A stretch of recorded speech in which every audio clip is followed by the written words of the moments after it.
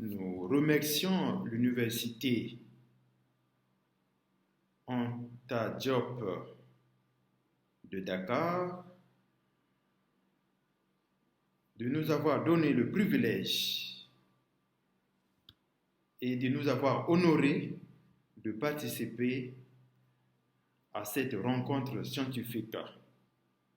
Quel est notre thème?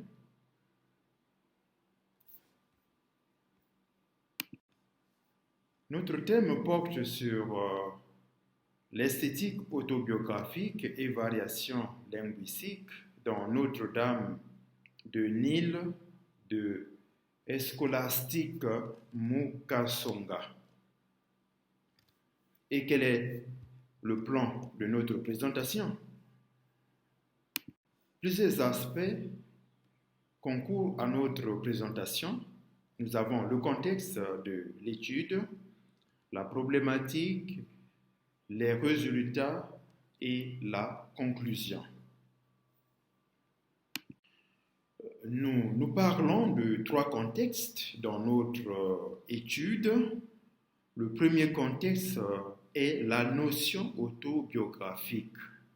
Nous ne voulons pas faire ici étalage des états de lieu sur cette notion, mais nous avons limité notre étude sur les critères établis par Le Jeune.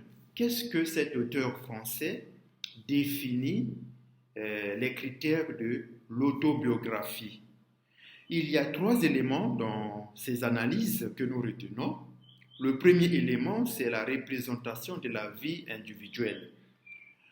Le deuxième élément, c'est le langage. Et le troisième élément, les trois éléments, l'auteur, le narrateur et le personnage. On retrouve l'auteur dans la voix du narrateur ou d'une narratrice. On peut aussi retrouver la voix de l'auteur dans les points de vue des personnages. Le deuxième contexte de notre étude est fondé sur le roman de Madame Mukasonga et que nous retrouvons qu'il y a des aspects thématiques et formels qui ont motivé le choix de notre thème. On peut aussi, en dehors de ces aspects, on peut parler aussi des aspects rhétoriques, les éléments linguistiques de son style autobiographique. Le troisième élément de notre contexte ou le choix qui motive le choix de notre sujet se focalise sur la variation énonciative dans l'écriture autobiographique de cet écrivain. Nous pouvons parler des pronoms je, tu, nous, vous, on, il, elle, avec les occurrences que nous trouvons considérables dans le roman de cet écrivain. Et quels sont les résultats de notre communication? Nous avons trois résultats que nous allons exposer ici synthétiquement. Nous allons parler de l'esthétique onomastique au féminin comme un élément de l'autobiographie. Nous allons parler de l'esthétique des techniques rhétoriques comme une dimension de la représentation autobiographique dans l'écriture de Mukasonga. Et enfin, nous allons parler de l'esthétique de la polyphonie et autres. Mais commençons par le premier élément qui est l'esthétique onomastique au féminin. C'est une certaine originalité qu'on retrouve dans la représentation de l'autobiographie à travers l'écriture de Mukasonga.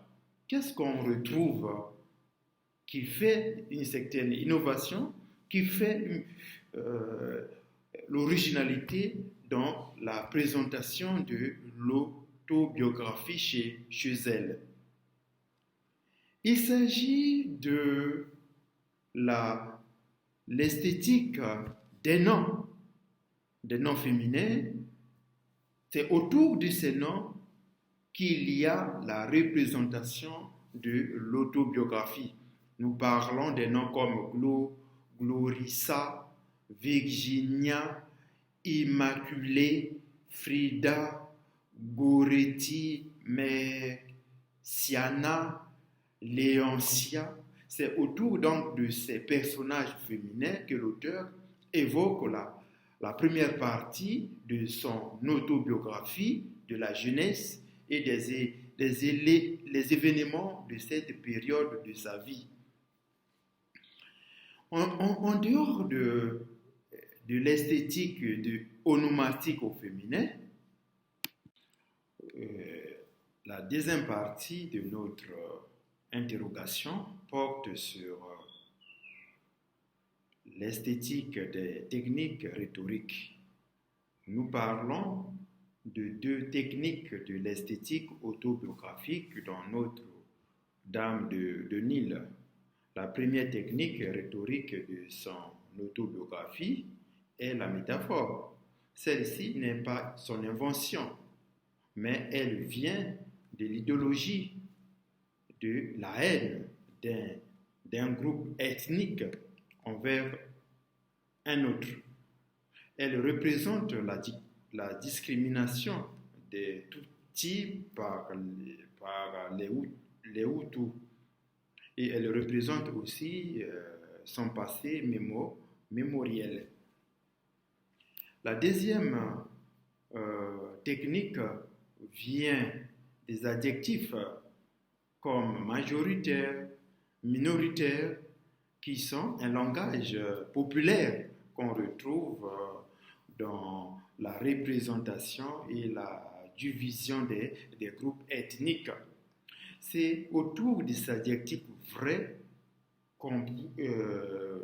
que l'auteur construit son autobiographie, et on voit qu'il s'agit aussi des métaphores. Nous passons au troisième élément de notre communication, l'esthétique de la polyphonie. L'esthétique de la polyphonie se construit sur plusieurs points de vue et ses techniques stylistiques.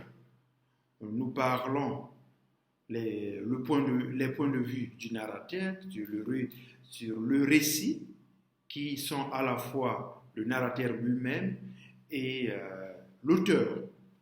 Nous parlons des points de vue des autres sur son récit.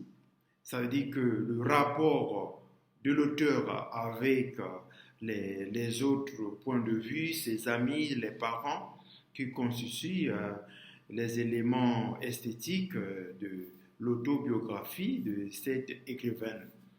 Et nous pouvons aussi parler les points de vue du peuple sur son récit, c'est que l'auteur intègre la dimension du peuple, le regard du peuple sur le récit raconté, la voix du peuple qui est aussi intégrée dans son récit, dans sa narration. Et nous avons aussi la voix et le point de vue des autorités sur son récit. On voit comment cet écrivain intègre aussi la voix, le point de vue de l'époque des autorités sur le problème ou sur les événements que l'auteur raconte dans son roman. Nous avons aussi le point de vue de la collectivité, le point de vue de ceux qui ne veulent pas se prononcer sur les événements historiques. Et en dehors de ça, l'auteur choisit pour représenter l'esthétique de la polyphonie plusieurs techniques que nous pouvons citer. La technique énonciative autour des pronoms comme le je, le tu, le nous, le vous et le en. La technique stylistique de la narration, il y a le pronom il ou elle au pluriel, les temps qui varient entre le présent et l'imparfait, qui sont les éléments pour représenter l'esthétique de son autobiographique. Nous avons aussi la technique stylistique du dialogue. C'est à partir de cette technique que l'auteur donne la parole à tout le monde pour donner une dimension sociale, une dimension africaine de l'autobiographie. C'est-à-dire que l'autobiographie se construit autour des parents, autour des amis et autour de notre entourage. Et enfin, nous avons la technique stylistique du discours rapporté, de rapporter des points de vue des autorités, de rapporter les points de vue des responsables de l'école.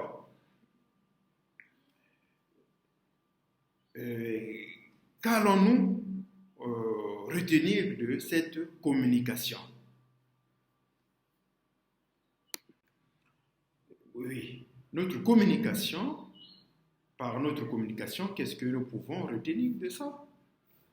Notre communication a examiné 3 variations linguistiques de l'esthétique autobiographique dans Notre-Dame de Nil de Scholastique Mukasonga. La première a montré que des onomastiques féminines sont des éléments fondamentaux dans la représentation autobiographique, puisque l'auteur puise dans son passé mémoriel pour représenter une partie de sa vie adolescente, celle avec ses amis et scolaires. La deuxième a souligné que la rhétorique constituait un élément autobiographique parce que l'auteur a repris dans son écriture autobiographique la rhétorique collective fondée sur la représentation des groupes ethniques au Rwanda. Il s'agit de la métaphore du cafard pour désigner les tout-petits et l'adjectif majoritaire pour le cas des Hutus. La troisième s'est inscrite dans l'esthétique de la polyphonie. L'auteur a convoqué plusieurs voix et plusieurs points de vue, sa voix et ses points de vue, la voix des autorités et ses points de vue, la voix du peuple et ses points de vue, la voix de ses amis et ses points de vue. Voilà, c'est autour de ces points de vue qu'on peut parler de l'écriture autobiographique. Voilà l'essentiel de notre présentation. Nous vous remercions de votre écoute et de votre attention.